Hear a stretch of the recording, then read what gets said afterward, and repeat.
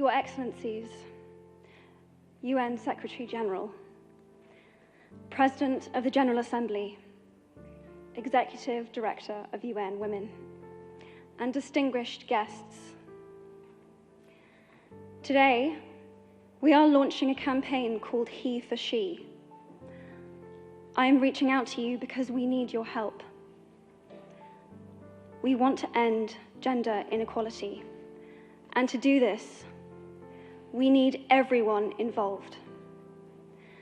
This is the first campaign of its kind at the UN. We want to try and galvanize as many men and boys as possible to be advocates for change. And we don't just want to talk about it. We want to try and make sure that it's tangible. I was appointed as Goodwill Ambassador for UN Women 6 months ago.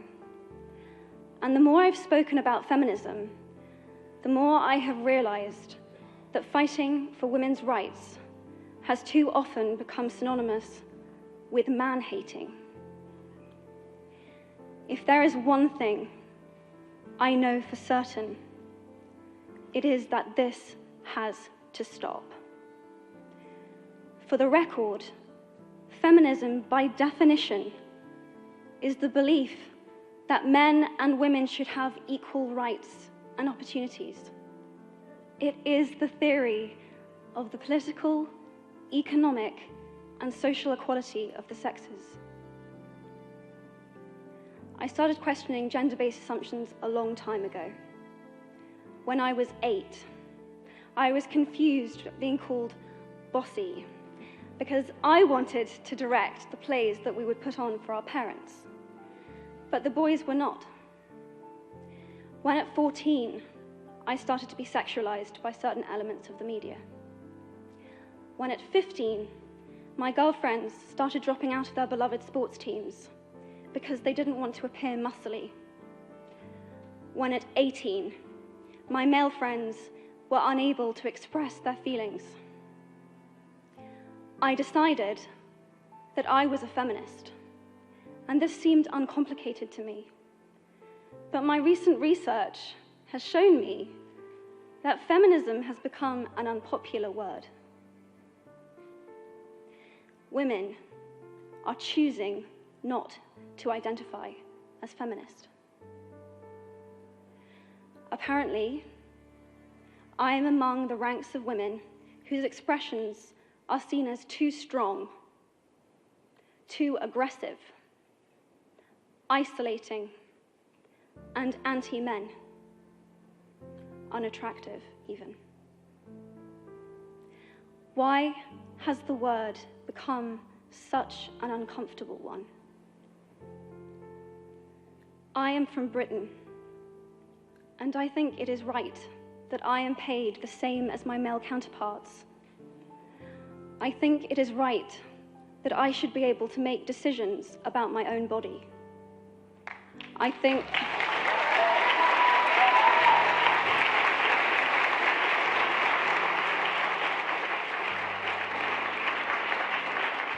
think it is right that women be involved on my behalf in the policies and the decisions that will affect my life. I think it is right that socially I am afforded the same respect as men. But sadly, I can say that there is no one country in the world where all women can expect to receive these rights. No country in the world can yet say that they have achieved gender equality. These rights I consider to be human rights, but I am one of the lucky ones. My life is a sheer privilege because my parents didn't love me less because I was born a daughter. My school did not limit me because I was a girl. My mentors didn't assume that I would go less far because I might give birth to a child one day. These influences were the gender equality ambassadors that made me who I am today. They may not know it, but they are the inadvertent feminists who are changing the world today. We need more of those. And if you still hate the word, it is not the word that is important. It's the idea and the ambition behind it. Because not all women have received the same rights that I have.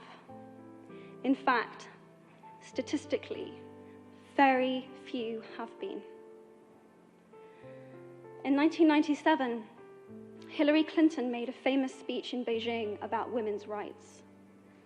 Sadly, many of the things that she wanted to change are still true today. But what stood out for me the most was that less than 30% of the audience were male.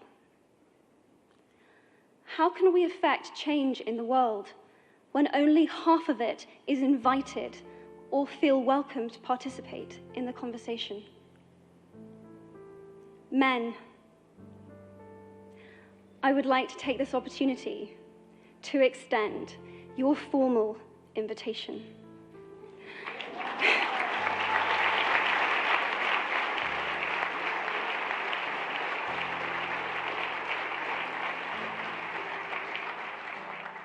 Gender equality is your issue too. Because to date, I've seen my father's role as a parent being valued less by society, despite my needing his presence as a child as much as my mother's. I've seen young men suffering from mental illness, unable to ask for help, for fear it would make them less of a man, or less of a man. In fact, in the UK, suicide is the biggest killer of men between 20 to 49, eclipsing road accidents, cancer, and coronary heart disease. I've seen men made fragile and insecure by a distorted sense of what constitutes male success. Men don't have the benefits of equality either. We don't often talk about men being imprisoned by gender stereotypes, but I can see that they are, and that when they are free, things will change for women as a natural consequence. If men don't have to be aggressive in order to be accepted, women won't feel compelled to be submissive. If men don't have to control, women won't have to be controlled. Both men and women should feel free to be sensitive. Both men and women should feel free to be strong. It is time that we all perceive gender on a spectrum instead of two sets of opposing ideals.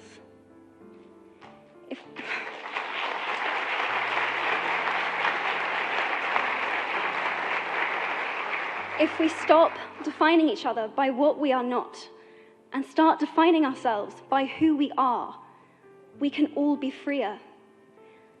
And this is what HeForShe is about. It's about freedom. I want men to take up this mantle so that their daughters, sisters, and mothers can be free from prejudice, but also so that their sons have permission to be vulnerable and human too. Reclaim those parts of themselves they abandoned, and in doing so, be a more true and complete version of themselves. You might be thinking, who is this Harry Potter girl? And what is she doing speaking at the UN? And it's a really good question. I've been asking myself the same thing. All I know is that I care about this problem, and I want to make it better. And having seen what I've seen, and given the chance, I feel it is my responsibility to say something. Statesman Edmund Burke said, "All that is needed for the forces of evil to triumph is for good men and women to do nothing." In my nervousness for this speech, and in my moments of doubt, I've told myself firmly, if not me, who? If not now, when? If you have similar doubts when opportunities are presented to you, I hope that those words will be helpful. Because the reality is that if we do nothing, it will take 75 years, or for me to be nearly 100, before women can expect to be paid the same as men for the same work. 15.5 million girls will be married in the next 16 years as children. And at current rates, it won't be until 2086 before all rural African girls can have a secondary education. If you believe in equality, you might be one of those inadvertent feminists that I spoke of earlier. And for this, I applaud you. We are struggling for a uniting word, but the good news is that we have a uniting movement. It is called HeForShe. I am inviting you to step forward, to be seen, and to ask yourself, if not me, who? If not now, when? Thank you very, very much.